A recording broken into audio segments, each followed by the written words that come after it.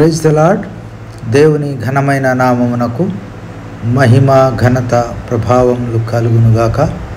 వేకోజామున బెరయ సందేశం. ముందుగా ఒక ఆరాధన గీతాన్ని పాడుకుందాం.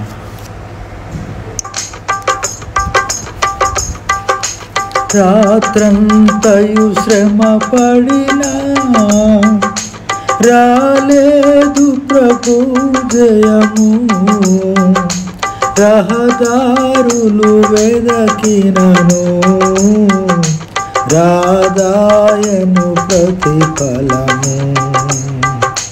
రాత్రంతయు శ్రమ పడినా రాలేదు ప్రభు జయము, రహదారులు వెదకినను రాదాయను ప్రతిఫలము. రక్షించు నీ సిలువా రమణీయ లోతులలో, రతనాలను వెదకుటలో రాజిల్లు నా పడవా. నడిపించు నా నావా నడి సాంద్రమున దేవా, నవజీవన మార్గమున నా జన్మ తరింప. నడిపించు నా నావా. ఈనాటి దేవుని వాగ్దానపు వాక్యాన్ని చదువుకుందాము. 81వ కీర్తన 10వ వచనం.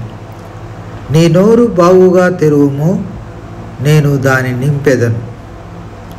ప్రభునందు ప్రియమైన దేవుని ప్రజలారా, ఈ వేకోజామున దేవుడు మనకిచ్చినటువంటి ఈ వాక్య భాగము ఆసాపు కీర్తన. యూదుల పండుగలతో పెనవేసుకున్న సాంప్రదాయాలను అనుసరించి దేవుని మంచితనాన్ని గుర్తు చేసుకుంటూ గుడారాల పండగ రోజున పాడుకునే కీర్తన ఇది.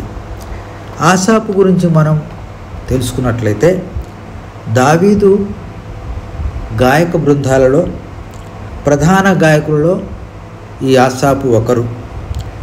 ఆసాపు మంచి కీర్తనకారుడు. కీర్తనల గ్రంథంలో 5 స్కందాలు ఉంటాయి.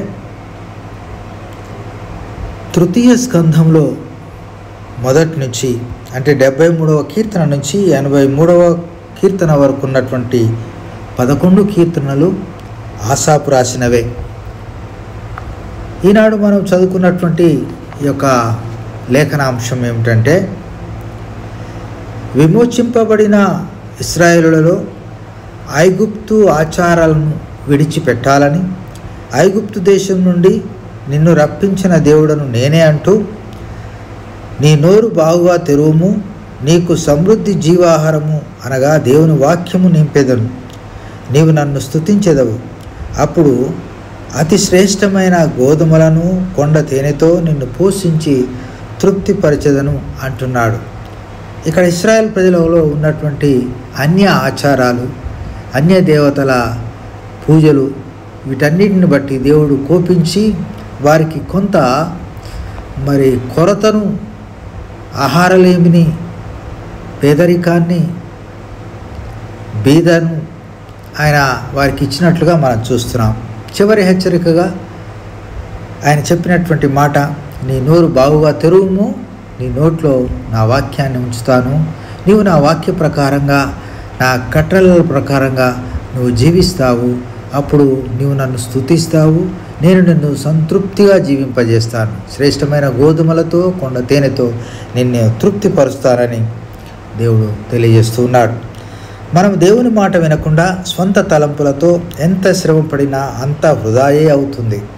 మనం పాడుకున్న పాటలో కూడా కీర్తనకారుడు అదే అంశాన్ని ఆయన పొందుపరుస్తూ, రాత్రంతయు శ్రమపడినా నాకు ఏమీ ఒక్క చేప కూడా దొరకలేదయ్యా అంటే శ్రమకు ఫలితం దొరకలేదయ్యా అని చెప్పినటువంటిది మనం అర్థం చేసుకుంటూ ఉంటున్నాం. కనుక దేవుని మాట వింటే మనం దేవుణ్ణి నిత్యము స్తుతిస్తే మనకు సమృద్ధి జీవం దేవుడిస్తాడు. కనుక మనము నిత్యము దేవుని ముఖదర్శనము చేయాలి, దేవుని వాక్యాన్ని చదువుకోవాలి, దేవుని కట్టడలను అనుసరించి దేవుని స్తుతించే వారంగా ఉంటే దేవుడు మనల్ని దీవించి సంతృప్తి జీవితాన్ని మనకిస్తాడు. కనుక అట్టి జీవనము దేవుడు మనకు దయచేయునుగాక. దేవుడి మాటలు దీవించి ఆశీర్వదించునుగాక. ప్రార్థన చేసుకుందాం. ప్రేమ కలిగిన మా ప్రియ పరలోకపు తండ్రి, మహోన్నతుడా, మా నమ్మకమైన దేవా, మమ్ములని పాపపు బంధకాల నుంచి, ఐగుప్తు దాసత్వం నుంచి విడిపించిన గొప్ప దయగల రక్షక, నీకు వందనాలు. అయ్యా, నీ యొక్క ఉద్దేశము మాలో నెరవేరులాగున నీవు మాకు చెప్పినటువంటి గొప్ప సత్యవాక్యాన్ని బట్టి వందనాలు. నిత్యం నిన్ను మేము సేవించేలాగున మాకు బుద్ధి కలుగుటకాయ నీవిచ్చిన వాక్య భాగాన్ని బట్టి వందనములు స్తోత్రములు చెల్లిస్తూ యేసయ్య అతి శ్రేష్టమైన నామమున స్తుతించి ప్రార్థించి అడిగి వేడుకొనుచున్నాం తండ్రి. ఆమేన్.